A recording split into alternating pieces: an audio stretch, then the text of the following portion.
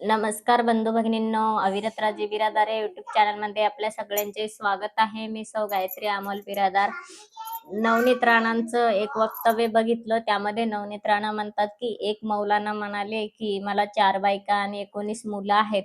तर मौलाना जर सांगतात त्यांना 21 मुलं आहेत, 19 मुलं आहेत, तर आपण 4 होऊ द्यायला काय हरकत आहे, असे नवनीत राणा म्हणतात. म्हणजे नवनीत राणांचं म्हणणं आहे की हिंदू धर्मामध्ये आता 4 मुलं होऊ द्यायला पाहिजे. पण सर्वप्रथम सुरुवात तर चांगल्या गोष्टीची स्वतःपासून करावं लागते ना.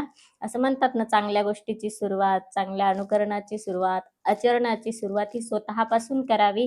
आता सगळ्यात आधी नंबर नवनीत राणाचा आहे. नवनीत राणानं जर 4 लेकरं होऊ दिले, तर दुसऱ्या महिला सहज होऊ देतील. दुसऱ्यांना प्रेरणा मिळेल, दुसऱ्या लोकांना प्रेरणा मिळेल. अलीकडे सीझरचं प्रमाण वाढलेलं आहे डिलिव्हरीमध्ये. त्याच्यामुळं महिलांना पूर्वीच्या सारखं काही जमत नाहीये, म्हणजे इतके लेकरं होऊ देणं वगैरे. आता ते सीझरचे डॉक्टर आधीच सांगतात की 2च अपत्य होऊ द्या. मग तिसऱ्या वेळेस तर ते फार शिव्या देतात डॉक्टर लोक.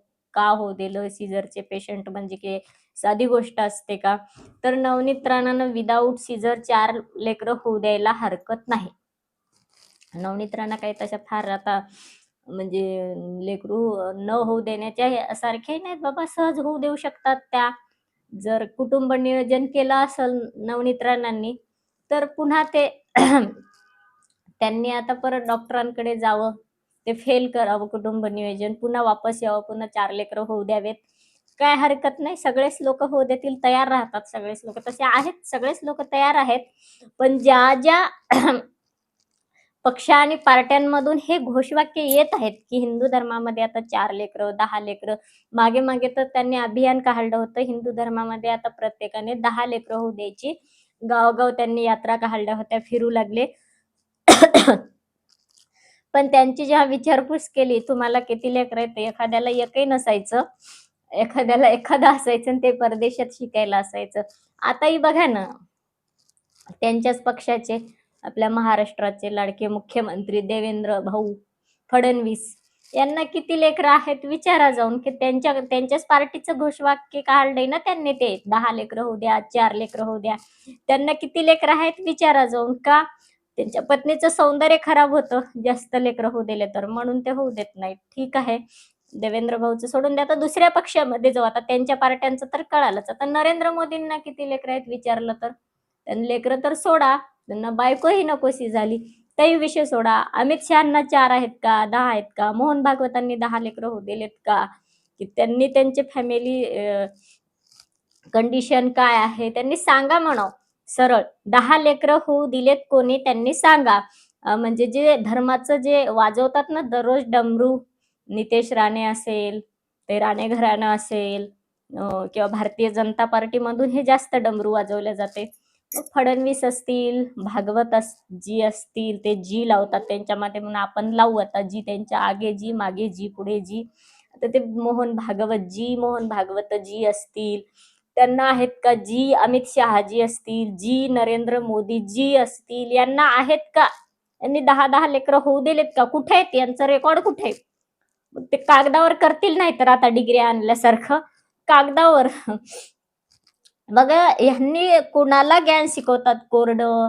आता ठीक आहे, एखाद्या धर्माने 19 लेकरं होऊ देणं हे काय ते पण चुकीचं आहे. त्यांच्या धर्माला जरी ते भूषण वाटत असलं तरी भारत देश हा धर्मावर नाही, भारत देश हा सत्यावर चालतो.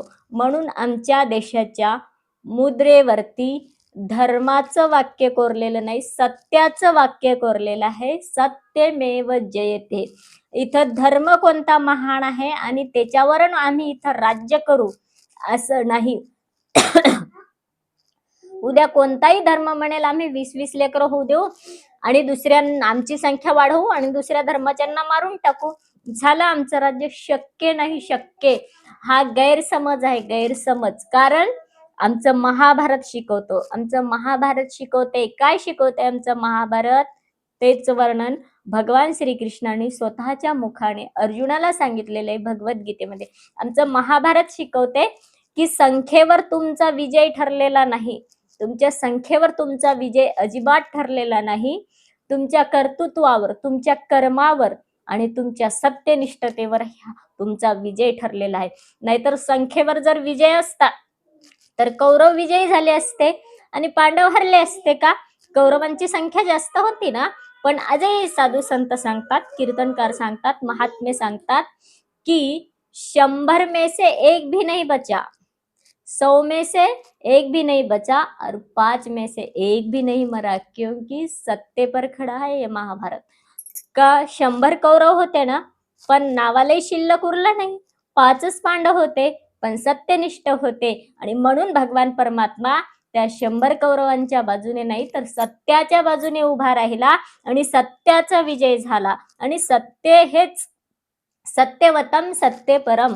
आपलं व्रत सुद्धा सत्य असलं पाहिजे आणि आपलं ध्येय सुद्धा परम सत्य भगवान परमात्मा असला पाहिजे, म्हणजेच सत्य. याचं वर्णन जगद्गुरु तुकोबाराय म्हणतात, सत्य तू सत्य तू सत्य तू विठ्ठला. सत्य हा भगवान परमात्मा सत्य आहे, बाकी सगळं मिथ्या आहे. आणि मग तो सत्य भगवान परमात्मा मिळवायचा असेल तर आपलं कर्म, आपलं कार्य, आपला प्रत्येक पाऊल हा सुद्धा सत्यच असला पाहिजे, सत्य मार्गाने असला पाहिजे, सत्य निष्ठेने असला पाहिजे, सत्य व्रत घेऊन असला पाहिजे. आणि म्हणून भारताच्या राजमुद्रेवर सत्यमेव जयते आहे.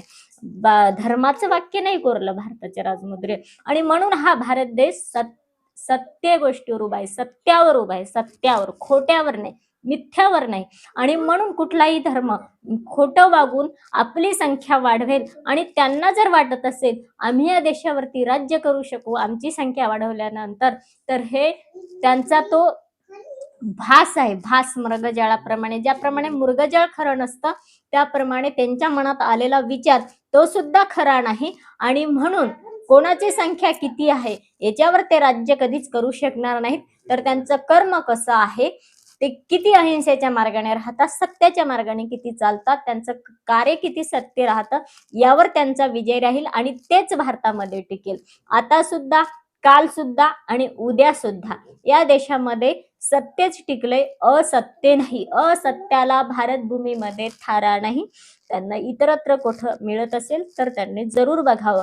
आणि म्हणून नवनीत राणाला जर वाटत असेल की एखाद्या धर्माने संख्या वाढवली तर त्यांचंच राज्य राहील, तर तो त्यांचा तो भास आहे, त्यांची ती कल्पना मिथ्या आहे, ते त्यांचे विचार मिथ्या आहेत, खोटे आहेत, असं कदापि होणार नाही.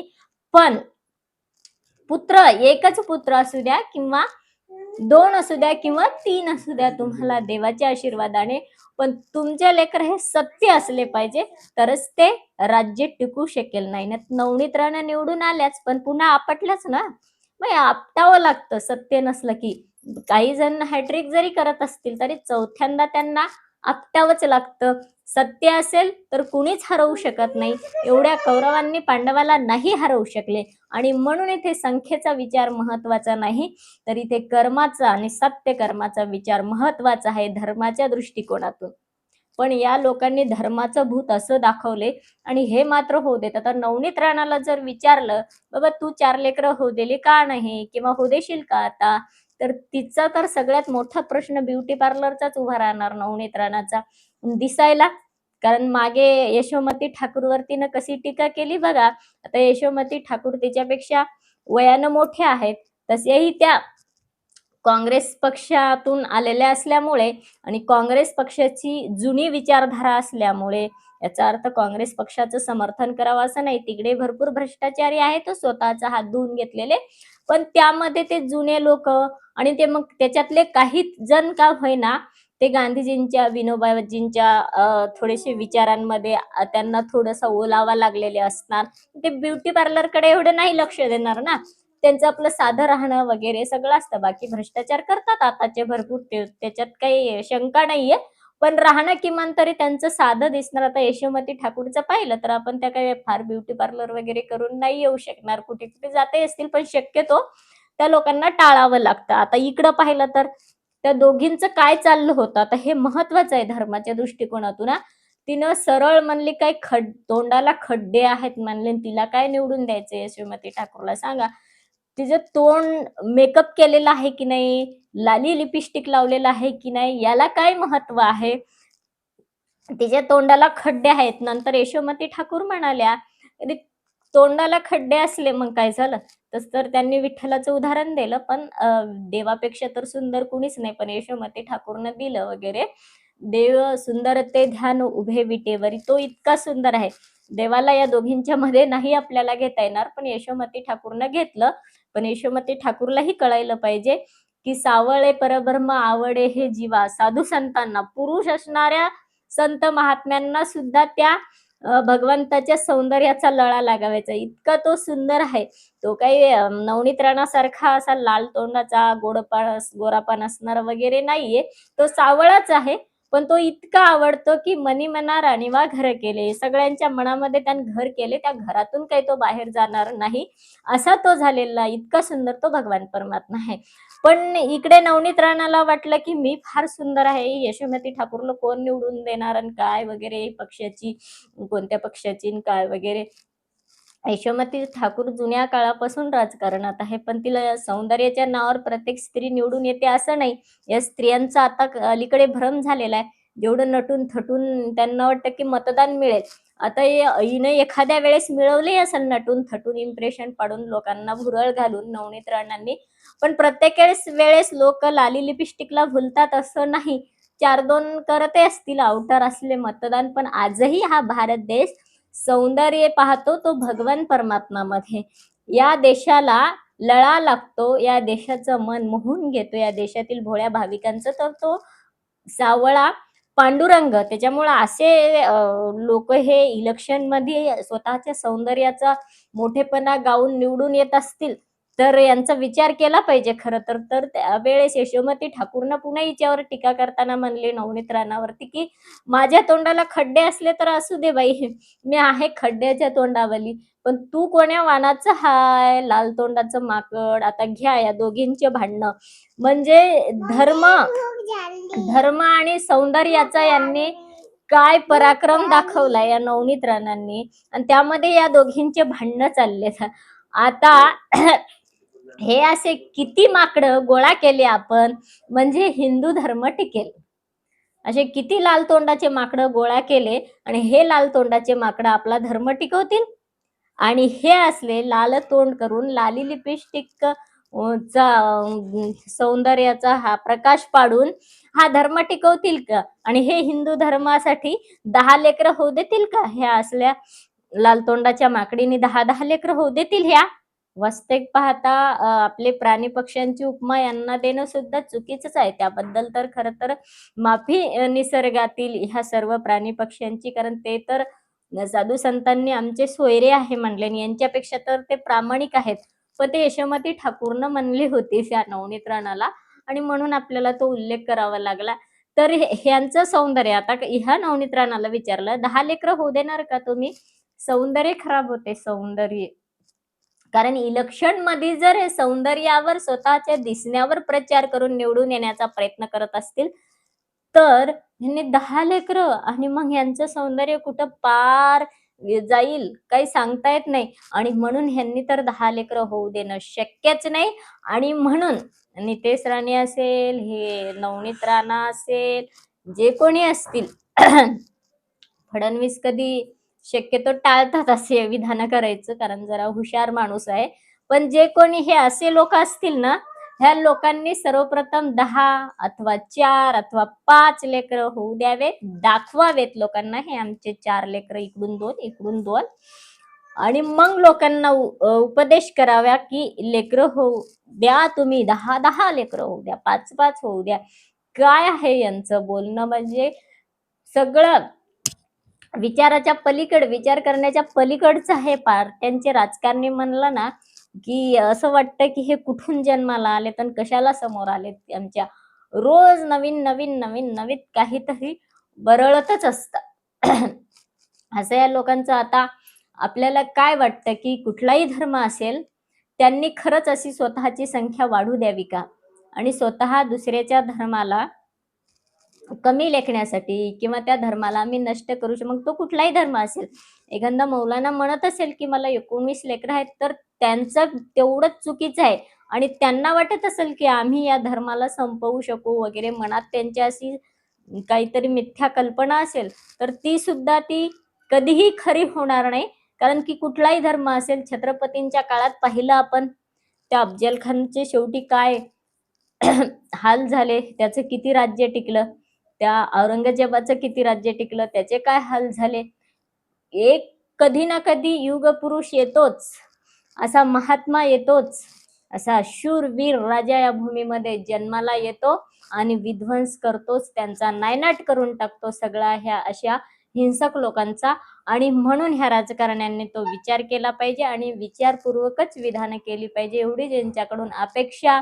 आपली प्रतिक्रिया काय आहे या धर्मांध्याच्या बाबतीत नक्कीच कळवा. व्हिडिओला लाईक करा, हाईप करायला विसरू नका, शेअर करा आणि आपली प्रतिक्रिया मात्र अवश्य कळवा. जय हिंद, जय भारत.